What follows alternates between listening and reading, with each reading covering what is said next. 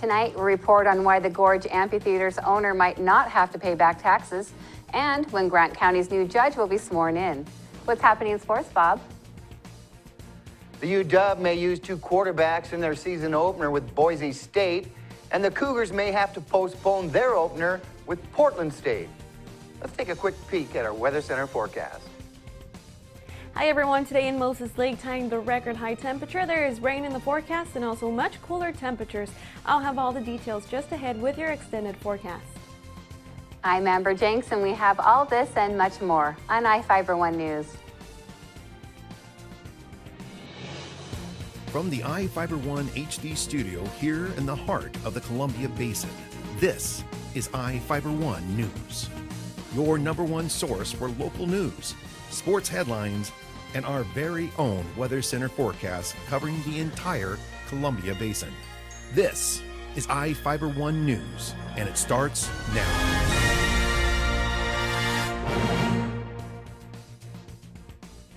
The Gorge Amphitheater's owners may not have to pay back taxes on roughly 88 acres of property.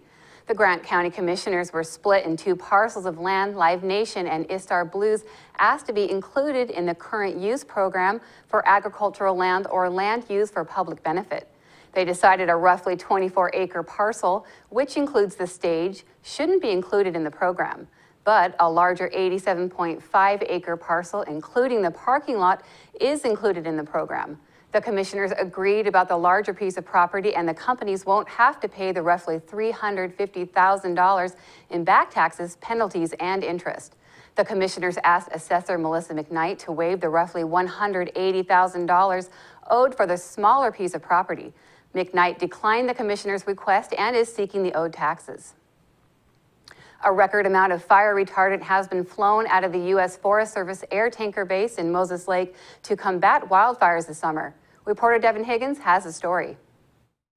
Fire season has left skies over much of Grant County still in a smoky haze, but at the U.S. Forest Service air tanker base at the Grant County International Airport, a fleet of aircraft is ready for another morning of trying to combat nearby wildfires. About 10 planes are lined up on the pad this morning, ready to take on some of the record 2.4 million gallons of fire retardant used by the base this season. And while planes like the venerable C-130 Hercules can carry considerable payloads, even they pale in comparison to the big birds at the back of the line, the DC-10 tankers. Based in Albuquerque, New Mexico, the 10 tankers carry up to 11,500 gallons of retardant, more than 3 times what the next largest plane in the fleet carries. According to Assistant Base Manager Eric Toombs, the planes can dump their cargo, return for a refill, and take off again up to 6 times a day. Despite its bulk, the 10 tankers' pilots can maneuver into tight terrain in remote areas, making them a valuable asset in helping firefighters on the ground as they combat a blaze. 2 of the 3 DC-10s are stationed at the base for the next few weeks, as Toombs said the aircraft are needed on both the Chelan and Okanagan County fires. Toombs said he, the base staff, and the pilots appreciate the public's help in not deploying drones into the fire zones, as the fleet cannot fly into the area if any drones are spotted, potentially putting personnel on the ground at risk. In Moses Lake,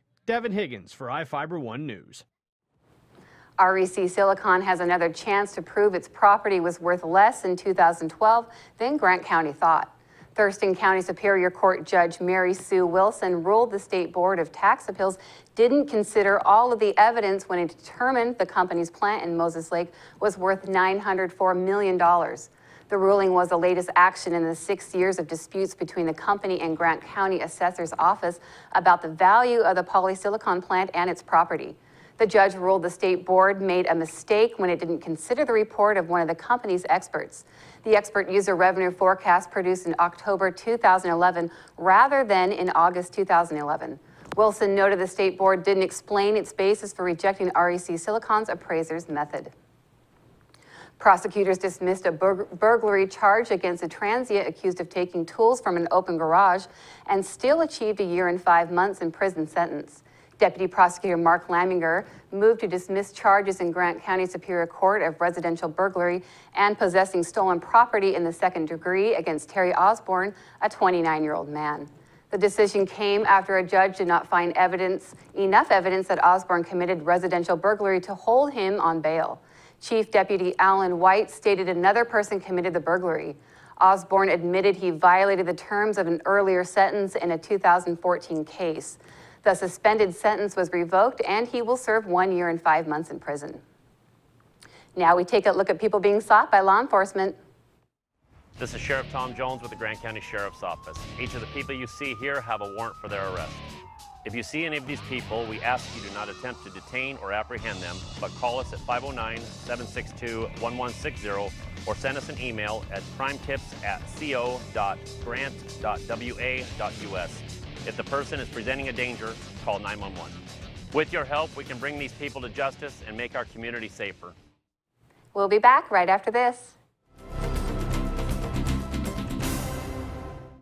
My name is Kat Sanderson, Managing Broker for Pillar Rock Realty Group. We love the Columbia Basin because it's our home, and we want to give back to our community by kicking off our Pay It Forward campaign. If you buy or list with us, we will donate 1% of our total proceeds to a local charity of your choice and in your name. Call us today at 754-4444 or visit pillarrockrealty.com because we are your local real estate experts. Now for your iFIBER 1 News Weather Center forecast. Welcome back, everyone. I'm Cristina Sanchez with your local weather segment brought to you by Barry Motors, one great place to buy and service a car. We are still under an air quality alert across the area with high concentrations of wildfire smoke. For tomorrow, we do expect another day with warm and dry conditions, but cooler temperatures will be heading our way as we head into the weekend.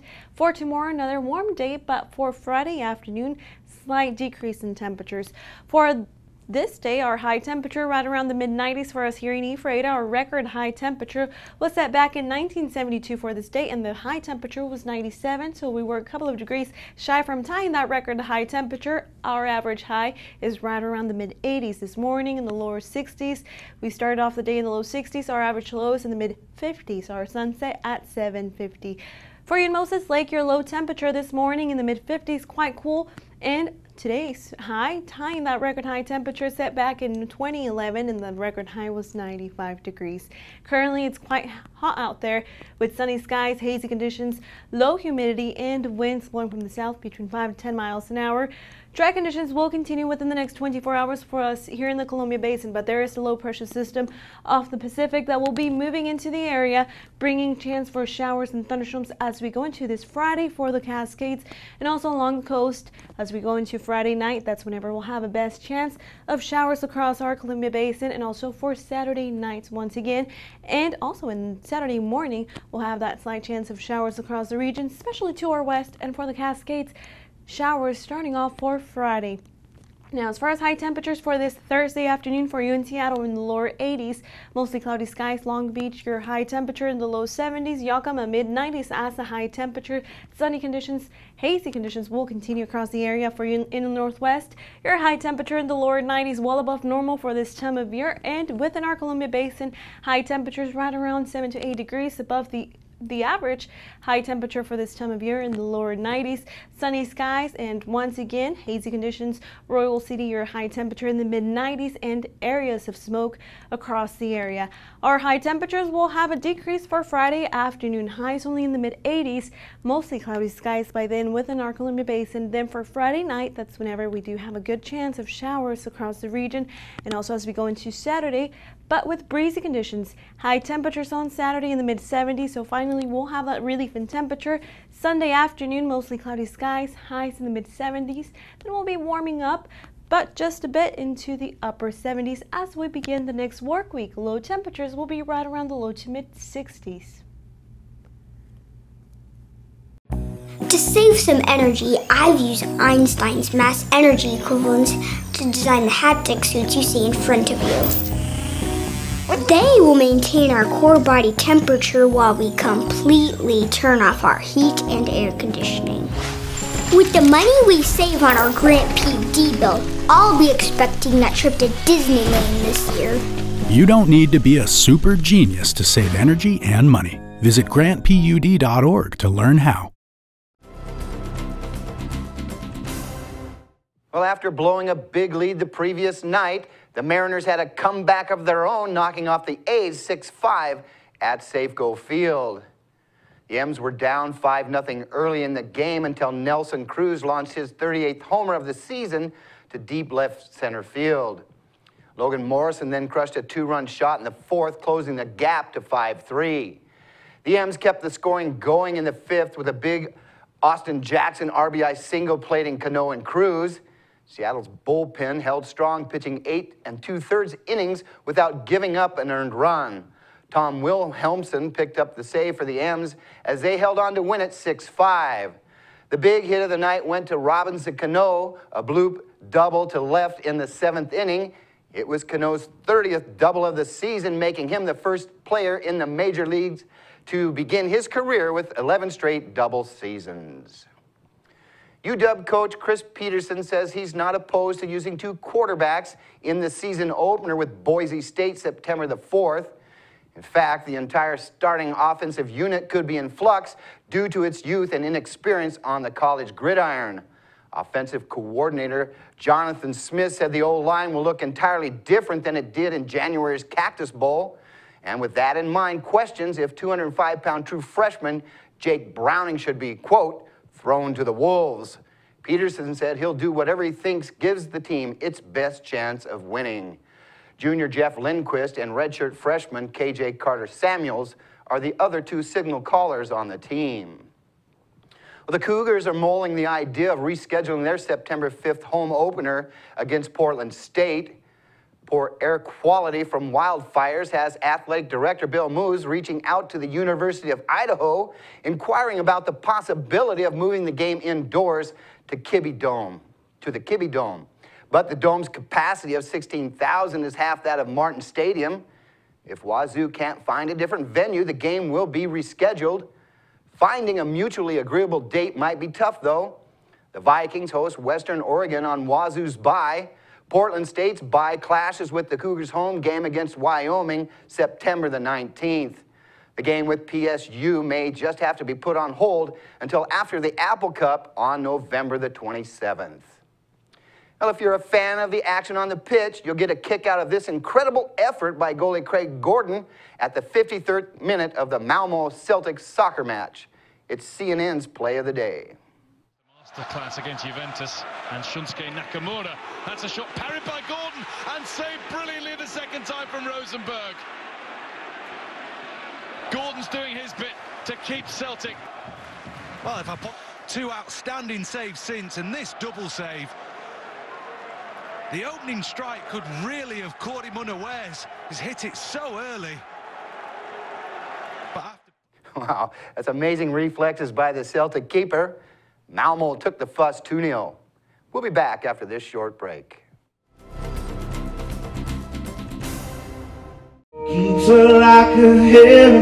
For 12 years, Euphrates hosted the best free music festival in Washington. This year was no exception with performers like Austin Jenks. And you're going to meet him and other headliners like Greg Raleigh, founding member of Santana and Journey. Welcome to iFIBER 1's Inside Look at Basin Summer Sounds. She says she talks to angels. They call her out by her name. Our spotlight story tonight is about the new administrator at McKay Healthcare and Rehabilitation Center in Soap Lake. Reporter Jeff Chu has the story. The staff at McKay Healthcare and Rehabilitation Center in Soap Lake this week helped victims of the Okanagan complex wildfires. They shipped 2 McKay shuttle bus loads of more than 500 items to help the victims. Food, water, household items, even pet carrying cages were taken north for families left homeless by the fire's destruction. McKay's new administrator, Ralph Allen, explained how his staff came up with the idea to help. On Friday, we were talking about, you know, how this is strange. Is there something we can do? And the first thing that came to David's mind was, he said, well, I know they need water, because he says, I've done this on when he was in the Navy and the Army, that sort of thing. He says, they need water. I said, well, I happen to have $20. I said, well, here's $20. And in about 20 minutes, they raised over $200 just on the day staff that was here on Friday. And we got some, we decided we would donate some stuff from the kitchen, and we loaded that stuff up, and he drove it up to Nispelum and Cooley City, and We thought, well, that's kind of neat, so why don't we see what else we can do? The Soap Lake Nursing Home staff continues to accept donations. Staffers plan a food drive next month for fire victims. McKay maintenance worker David Dyer talked about the effort. Now on the 18th of September, and we'll make a run up that following week, probably the 21st or 22nd, and it'll most likely go up to the Okanagan Food Bank or the Okanagan area.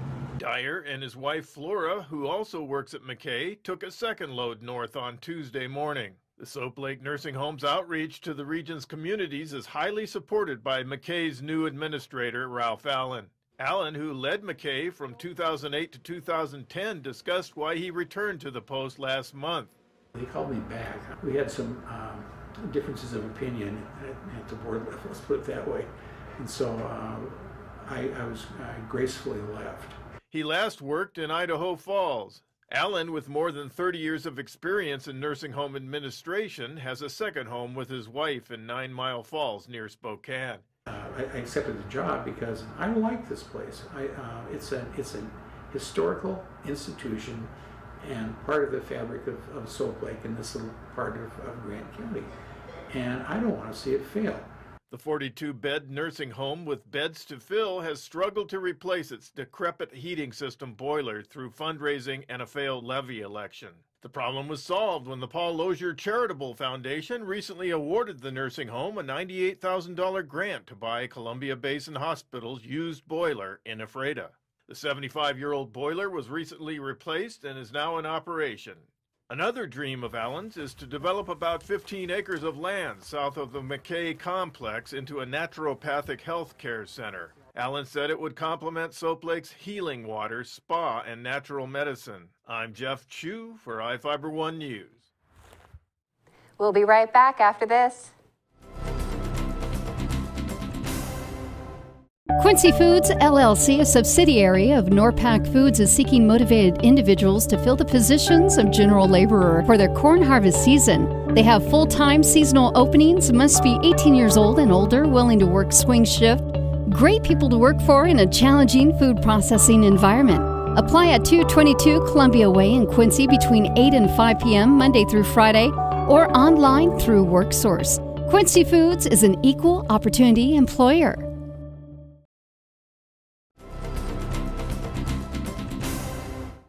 Welcome back. Grant County firefighters are sticking around north central Washington for at least 2 more weeks to help fight wildfires. The Grant County strike team, consisting of firefighters from throughout the county, was initially requested last week to respond to the Chelan Complex fire to assist with structure protection. According to Grant County Fire District 13, the team was quickly moved to the Okanagan Complex fire after an entire town was evacuated. The firefighters are working 12-hour night shifts to protect homes and patrol the fire lines. Grant County firefighters spent time at the Kettle Complex fire this week near Colville, assisting in a scouting mission after Air Resources located several residences in a remote area. Firefighters cleared fuels around the homes and conducted a backburn to save 4 homes. A Tacoma woman allegedly stole a car and left a man stranded at a Moses Lake motel. Prosecutors charged Trina Mull, a 27-year-old woman, in Grant County Superior Court with theft of a motor vehicle and theft in the 3rd degree. Mull and the victim were traveling to Tacoma in a 1992 Ford Crown Victoria on May 28, 2014, when they stopped at a Moses Lake motel for the night. When he woke, he allegedly found Mull had stolen the car and $200 from his wallet. He reportedly provided Mull's state-issued identification card to the police, telling them he was holding onto it for the woman as they traveled. The new Grant County Superior Court Judge David Estudio is being sworn in on September 10th. The ceremony is expected to take place at 4 p.m. in Department 1 in the Law and Justice Building at the Grant County Courthouse. Governor Jay Inslee selected Estudio to replace retiring Superior Court Judge Evan Sperline. The judge is ending his more than 30-year-long career officially at the end of the month. Estudio is serving the remaining year of Sperline's term. To continue serving, he plans to run for election in 2016. In Northwest News, crews in Pierce County, Washington rescued a worker trapped in a sand-filled rail car on Tuesday. It happened at a spot on the rail line where sand and gravel are loaded onto containers. It's not clear how the man got stuck at the bottom of the car, which contained about 80,000 tons of sand. He was initially buried up to his chest, but still conscious and breathing. Crews used suction trucks to remove about 15,000 tons of sand, and the man was then hoisted out with a crane and hospitalized in stable conditions. It took about 90 minutes before he was airlifted out with the help of a special harness. Firefighters from overseas have arrived to help battle the Okanagan Complex fire, the largest fire in the state's history. Homeowners forced to abandon their property can now only wait as crews continue to dig lines and light back burns. It just brings tears. Yeah. It's been a difficult 10 days for Sandy Grodes and her husband, John. Just the people that are willing to help you. Yeah, means a lot. This camper is their home away from home now. An advancing fire forced the couple to evacuate last week. Now Sandy is waiting on a call from John. He went to check on their home they left behind. Insurance is not going to replace memories that you've clung to for 53 years of this marriage, you know. So, yeah, it's really difficult. The Okanagan Complex is the state's largest wildfire ever, and it's threatening hundreds of homes like Sandy's. Firefighters say it's like nothing they've ever seen before. When we got here, the fire was very unpredictable. The winds were swirling, so the fire was moving around a lot, going different directions. With resources spread razor thin, first responders do what they can to keep fighting. Safety is always the top concern. We're going to, as the saying goes, we're going to risk a lot to save a lot, and we're not going to risk much to save a little. And Sandy appreciates what they've done. She got that call from her husband. Our home is still there. But she knows that can change in a matter of seconds. Just to know that he's safe and the house is still okay, but as he said, if there are that many firemen up there, it must be pretty close. That's going to do it for us here at iFIBER 1 News. We want to thank you for watching, and we'll see you again tomorrow.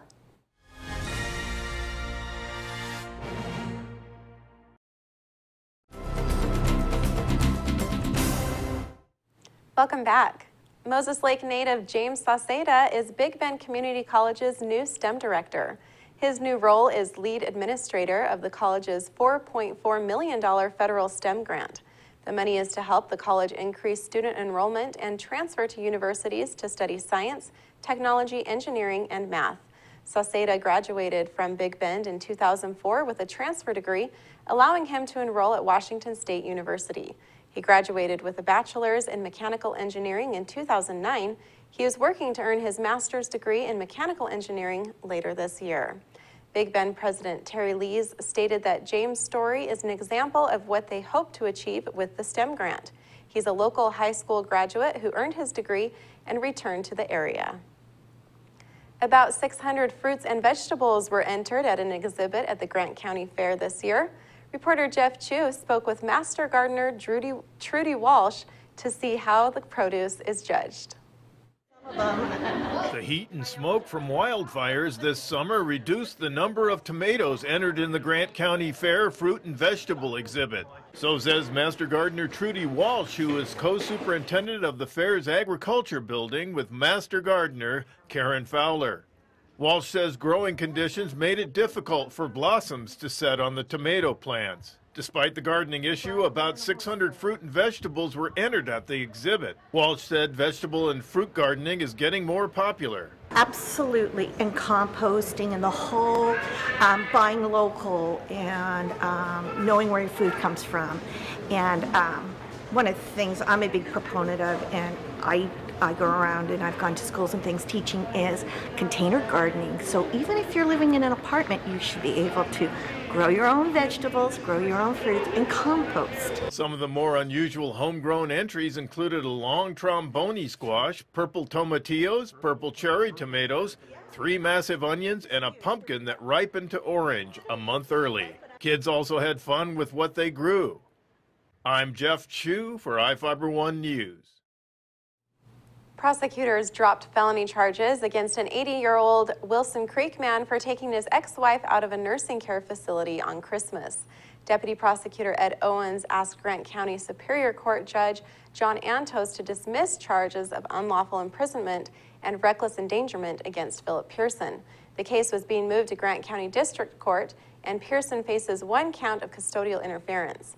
The charge is a gross misdemeanor, and Pearson can face up to 1 year in jail.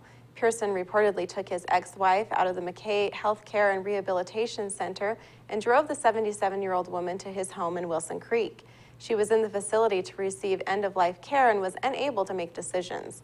The tactical response team entered the home to arrest Pearson and rescue the woman.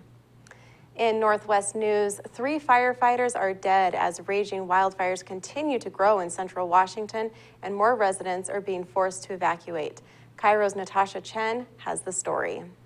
It's hard for firefighters to continue stamping out these flames knowing 3 of their own died doing the same thing. It hurts, you know, it tears you apart, but at the same time, you know, we want to do what they would want, and that would be to finish the job. The worst is the fire. I don't want anybody to burn. I told evacuees leaving Twisp and Winthrop who hadn't heard yet about the loss of 3 Forest Service firefighters. Oh, geez, no. The fire is one thing, but the loss of life is the worst case scenario. You can always rebuild a home, but you can't rebuild a life. Right. Alan and Christine Bisnet looked out their backyard and saw this smoke coming. They soon got a visit from the sheriff telling them to evacuate. They had just enough time to grab their dogs and the lasagna Christine just finished cooking in the oven. I didn't know it was going to be that quick. The last time we had time to prepare. Everyone we talked to mentioned a last time because they've all been through this before. You know, people lose things. Deanne Barry hadn't even unpacked the suitcase she had during last year's Carlton Complex fire. This is one of my favorite of my girls. She has photos, her Nana's Bible, and the hope that they'll all still have a home to come back to. That's going to do it for us here at iFIBER 1 News. We want to thank you for watching, and we'll see you again tomorrow.